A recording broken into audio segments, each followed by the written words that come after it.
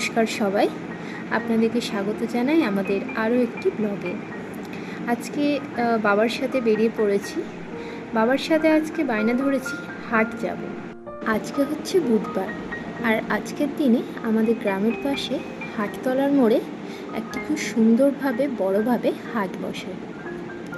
তো আমরা সেই হাটেরই পথে এখন। এই যে ভিউটা দেখছেন, এটা হচ্ছে আমাদের গ্রাম থেকে বেরোনোর সময় রাস্তার পাশে নদীটা এতটাই সুন্দর দেখায়। তো হাট যাওয়ার আগে আমরা চলে এসেছি আমাদের নদীর যে ওপর যে ব্রিজটা রয়েছে সেটার কন্ডিশনটা একটু চেক করতে। আসলে এবারের যে বৃষ্টিটা হলো দুদিন আগে, সে বৃষ্টিটা এতটাই প্রবল ছিল যে সেই বৃষ্টির জন্য যে জলের স্রোতটা বেড়েছিল নদীতে, তার ফলে এই ব্রিজটা পুরোটাই ভেঙে গিয়েছে। সেজন্য এই আশেপাশে গ্রামের মানুষদের দৈনন্দিন জীবনে অনেকটাই সমস্যার সৃষ্টি হয়েছে। যদিও বা এই ব্রিজের কাজটা সবে শুরু হয়েছে। তো দেখুন, জলটা যেহেতু কমে এসছে, নদীতে অনেকটাই জল বেড়েছিল, জলটা কমে আসায় এখন সবাই এখানে যারা মাছের ব্যবসা করে বা যারা মাছ ধরতে পছন্দ করে তারা এখানে সবাই মাছ ধরছে। এই সময় মাছের দামটাও গ্রাম সাইডে অনেকটাই কমে।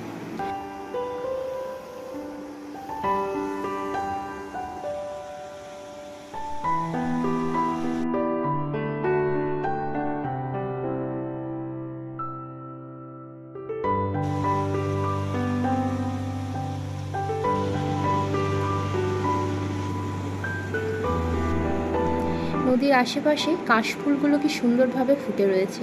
আসলে এটা শরৎকাল চলছে, সামনে দুর্গাপুজো আসছে, তো এই সময় নদীর ধারে কাশফুলগুলো ঠিক যেন সাদা বরফের মতো দেখায়। তো চলুন, এবার আমরা হাটের পথে রওনা হয়েছি।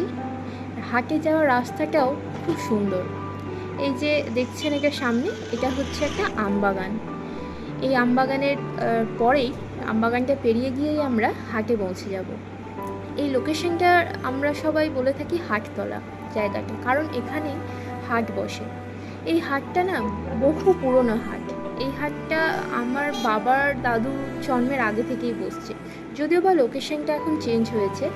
আগে এই হাটটা বসতো পশ্চিম দিক করে, এই গ্রামেরই পশ্চিম দিক করে, এখন এটা এখানে বসছে। আর এটাই হচ্ছে আশেপাশের গ্রামগুলির মধ্যে একটি মাত্রই হাট। গ্রামের হাট কেবল পণ্য বিনিময়ের কেন্দ্র নয়, ভাব বিনিময়েরও একটা অন্যতম কেন্দ্র। হাটের দিন আশেপাশের অনেক গ্রামের নানা বয়সের লোকের সমাগম ঘটে। গ্রামের সাধারণ মানুষের প্রয়োজনীয় যেসব জিনিসপত্রের রয়েছে সেগুলোর পসরা নিয়েই এই হাটটি বসে থাকে।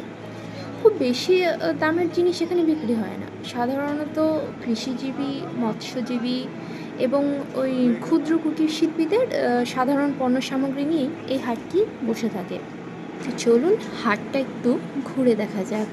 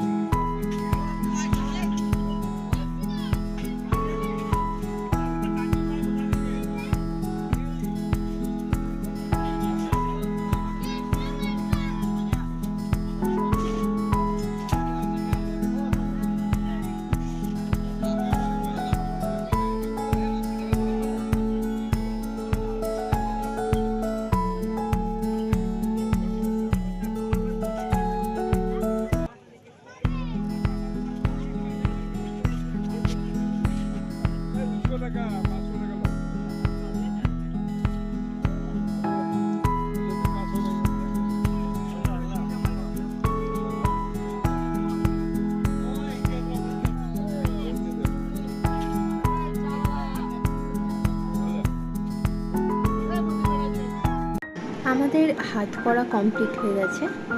এরপরে আমরা বাড়ির পথে যাওয়ার আগে এখান থেকে কিছু তেলে ভাজা নিয়ে নেব।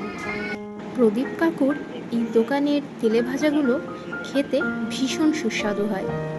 এদিকে এলেই এখান থেকে বাবা কিছু না কিছু তেলে ভাজা অবশ্যই নিয়ে যান। তো এই সমস্ত কিছু নিয়ে আজকের বিকেলটা বেশ সুন্দরভাবেই কাটিয়ে দিলাম। তো এবার আমরা ফাইনালি বাড়ির পথে রওনা হলাম। আজকের ব্লগটা এখানেই শেষ করলাম। দেখা হবে আমাদের পরবর্তী ব্লগে। আমাদের এই ভিডিওটি আপনাদের ভালো লেগে থাকলে অবশ্যই লাইক কমেন্ট করে দেবেন এবং আমাদের চ্যানেলটিকে অবশ্যই সাবস্ক্রাইব করে দেবেন। ধন্যবাদ।